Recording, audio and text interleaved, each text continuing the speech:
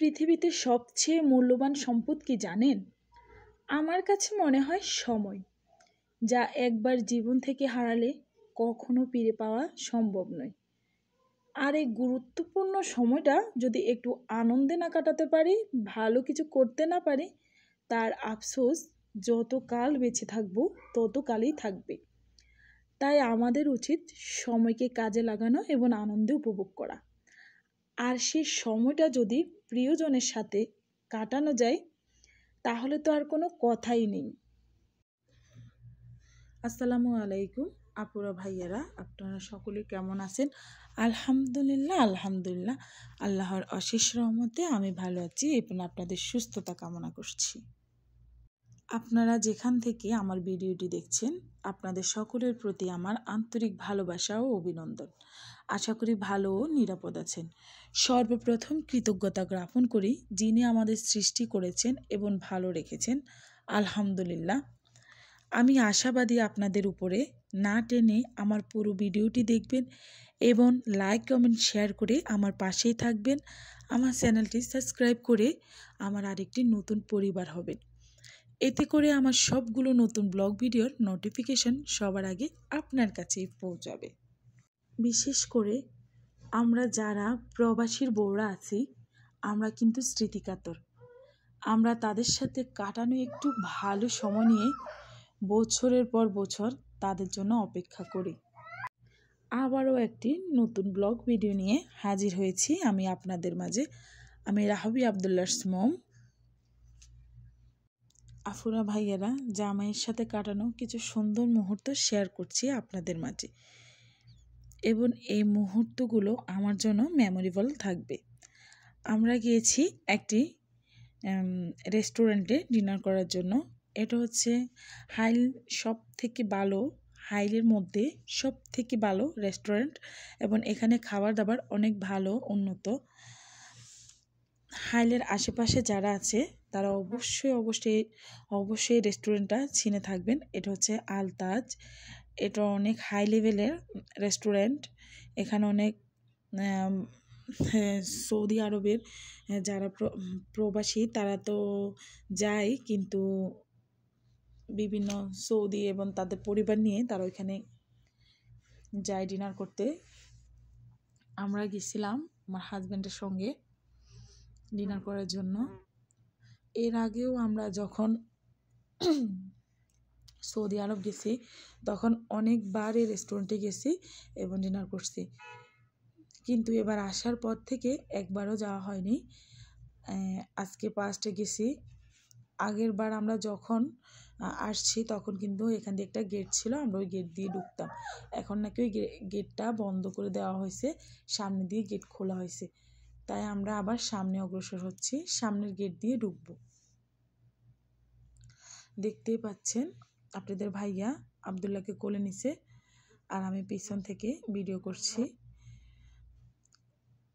তবে একটা কথা কি জানেন আপুরা ভাইয়ারা, আমাদের দেশের বিভিন্ন রেস্টুরেন্ট কমিউনিটি সেন্টারগুলো খুব হাই লেভেলের এবং জাঁকজমক করে সাজানো হয়। এদেশে ঠিক তেমন একটা হয় না। তারপরও বিভিন্ন রেস্টুরেন্ট থেকে এই রেস্টুরেন্টটা অনেক হাই লেভেলের এবং ভালো। এখানে খাবার দাবার খাওয়ার আগে বিল প্লে করা লাগে এবং সিরিয়াল দিয়ে দাঁড়ানো লাগে, কার আগে কে অর্ডার করবে সেরকম কোনো সিস্টেম নেই। যে আগে আসছে সে আগে, যে পরে আসছে সে পরে। দেখেন এখানে সবাই দাঁড়ায় রয়েছে, যিনি আগে আসছে ওনার অর্ডারটা আগে নেবে, যিনি তারপরে আসছে তারটা তারপরেই নেবে। এভাবে এখানে বাচ্চাদের খেলার জন্য অনেক বিনোদন আছে। আগে আরও সুন্দর ছিল, এই পুরা এরিয়াটার মধ্যে অনেক ছোট ছোট পিম্পল বল ছিল। দেখেন আমি একটু ওয়াশরুমে আসছি মুখ হাত ধোয়ার জন্য। এখানে ওয়াশরুমগুলো না এত উন্নত, এত ফ্রেশ, এত ক্লিন। দেখেন এটা হচ্ছে মহিলা ওয়াশরুম। এখান থেকে আমি একটু হ্যান্ড ওয়াশ নিয়ে হাত ধোবো। এখানে বাথরুমগুলো অনেক ক্লিন, পরিষ্কার এবং পরিপাটি। আমাদের মতো যারা বাঙালি আফরে আছে তারা ফার্স্ট টাইম যাইলে হয়তো এই বাথরুমগুলো খুলতেই পারে না, ইউজ করা তো দূরের কথা। আমারও এর আগের বার এরকম হয়েছে, বলতে আমি পেরেছি, আমার শাশুড়ি যখন আমার সঙ্গে ছিল উনি খুলতে পারে না, বলতেছে এটা কীভাবে খোলে। ওনারা খুব ক্লিন, ওনাদের অনেকগুলো কর্মচারী আছে যারা প্রত্যেক মুহূর্তে মুহূর্তে শুধু ক্লিন করে, পরিষ্কার রাখে। এরপর চলে আসছি টেবিলে, আমি ওয়েট করতেছি, আপনাদের ভাইয়া খাবারের জন্য দাঁড়িয়ে দিচ্ছে, উনি খাবার নিয়ে আসবে। এটা হচ্ছে বিল পে করছে, ওই রিসিপ্টটা, এখানে কত টাকা হয়েছে সেই রিসিপ্ট 60 টাকা। কারণ আমরা দুটা ব্রোস্ট নিছি, যারা সৌদি আরব আছে তারা অবশ্যই চিনবে ব্রোস্ট কি।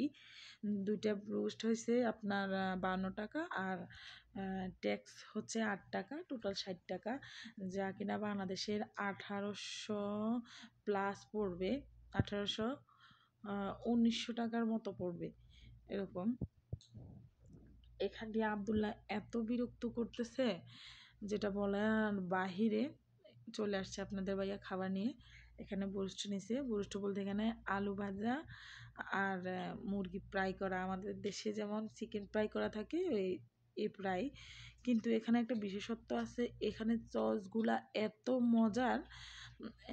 টমেটো সস তো আমাদের দেশেও আছে, কিন্তু এই যে দেখতেছেন এই সসগুলা, এগুলা এত মজা। আপনাদের ভাইয়া বলে নাকি এগুলো রসুনের সস, কিন্তু রসুন একটু স্মেল আসে, কিন্তু আমাদেরকে অসম্ভব অসম্ভব মজা লাগে।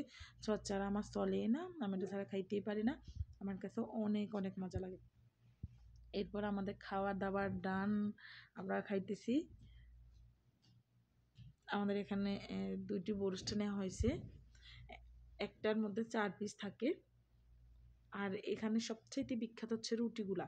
এখানে রুটিগুলা ভারী কিন্তু অনেক সফট, অনেক সফট এই রুটিগুলা, এবং ফুলকো ফুলকো রুটি, খাইতে অসাধারণ লাগে রুটিগুলা। বিশেষ করে আমরা এখানে আসি এই রুটির জন্য, এই হোটেল ছাড়া আর কোথাও এই রুটি বানানো হয় না, অন্যান্য হোটেলে রেডিমেড যে রুটিগুলো থাকে বানানো ওইগুলো দেওয়া হয়। আর ব্রোস্টের ভিতরে 4 পিস করে মাংস থাকে।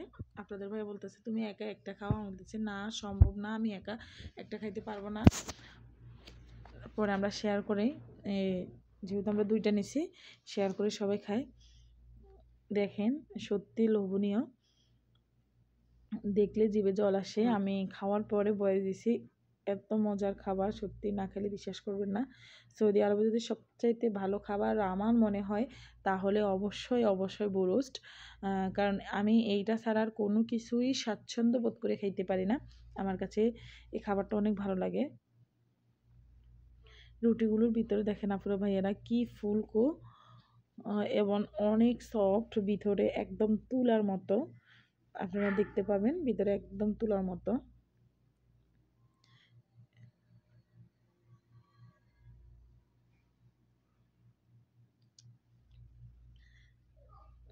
এখান দিয়ে আমার খাওয়া প্রায় শেষ, কিন্তু রাহবি রাহবি খাচ্ছে না, ও 1 পিস লেগ পিস যেটা সেটা খাই, ও আর কিচ্ছু খাবে না। পরে ওর বাবাকে রিটার্ন